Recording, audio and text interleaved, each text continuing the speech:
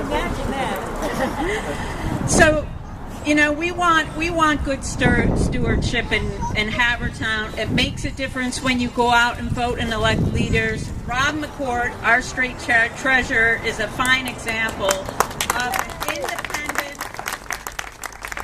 executive who provides oversight at the state level.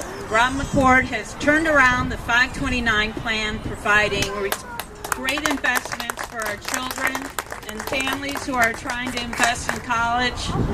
He's made a very efficient Treasury Department, saving taxpayers lots of money. And Rob was really took the bold step and being one of the first state leaders who came out and challenged Governor Corbett's plan to privatize the Pennsylvania lottery. And we commend him for his leadership and thank him for coming out today to support us and our candidates. And Rob.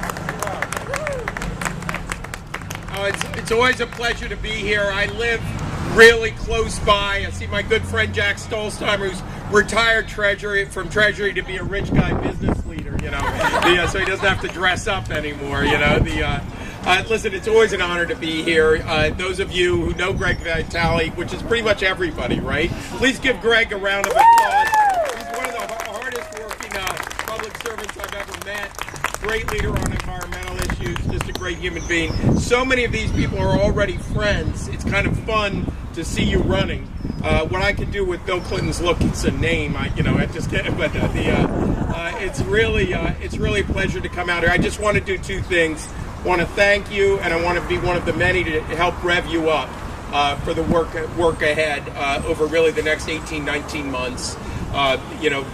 First by way of thanks. Too often in politics, it really is a thankless job. And the least that those of us who are in elected office can do is show up and thank you in person when possible. I was joking last night that I can't see Alaska from my house, or I can't see Russia from my house, the way a former governor used to say, but I can jog to Delaware County. I can even hold my breath and get to Delaware County. So I love coming here, and there's sort of a good karma here. I don't know if you know, I have favorite Wawas all across the state, and so you're parked right between two of them. So it's fun to be here. It's fun to urge you on. It's fun to thank you in person. Also, I really want to point out, when people talk about politics, they love to talk about presidential politics, maybe a little senatorial, a little gubernatorial, etc. But the fact is, there are 50,000 elected offices in the United States of America. And actual shoe leather and hard work yields the highest return in the most local of races. And when you're thinking about good school districts and good infrastructure and fighting for honest government and having the resources for things like libraries and so forth, having honest judges, having people who understand what it's like to run a working class household, etc. These local races in many ways are more important than the races higher up on the ticket, and your work really, really matters. So please give yourselves a round of applause. And just understand the work you do now. I mean, what do we have? Only two of the council seats right now? Right. Yeah. I mean, as you bite off new council seats, two really important things will happen.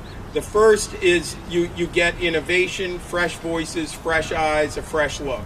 And that really matters. There's data in every realm about that. Jack knows this. We work a lot on getting more women on publicly traded boards. The companies that don't have women on the boards perform 16 to 23% worse than the companies that have women on boards. Yeah. And that kind of fresh energy really matters. It's one of the reasons we're fighting. We're part of the 30% coalition, climbed to at least 30%. We're moving for term limits on a fraction of all public and company boards. I could bore you to tears on all the good work we do at Treasury, but the point is you're part of that kind of innovation when you elect these people. And there's a second thing that maybe isn't entirely trivial from my point of view. It's a market signal that we will do the work to continue making these suburbs, which represent, I think, a great suburban sensibility. We're for honest government.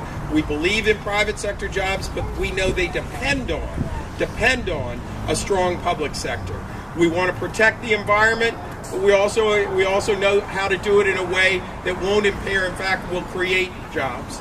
And we believe in public education and the commonweal, and that's all represented in the best suburban thinking. And if we take these suburbs and make them solidly blue in non-presidential years as well as presidential years, we will do a ton of good for the people of Pennsylvania. And the work you're about to do will send a signal that the current governor we have will be tossed out of office at the end of 2014. Thank you, everybody. I'll see you soon.